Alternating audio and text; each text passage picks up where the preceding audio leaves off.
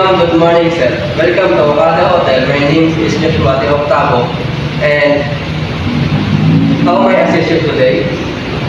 I'd like to make a reservation for tonight. Your availability for you and one moment, please. Thank you for waiting. I'm very sorry, but it appears that we are the full book. I understand that you did separating money. I apologize for you for the inconvenience. Oh no, that's unfortunate. Is there absolutely no availability? Unfortunately, we are full capacity for that day. And now, however, I'd be happy to assist you with alternative. May I check if we have ability on a different day that may work for you? Sure. Can you check for? Thank you for your presence. We do have ability to start on.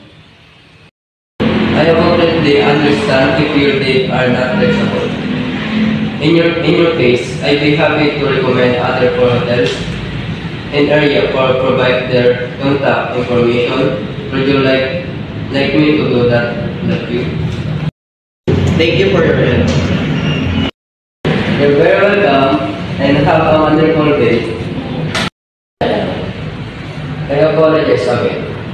We could accommodate your request this time. We truly value your interest in staying with us, and I hope to welcome you in the future.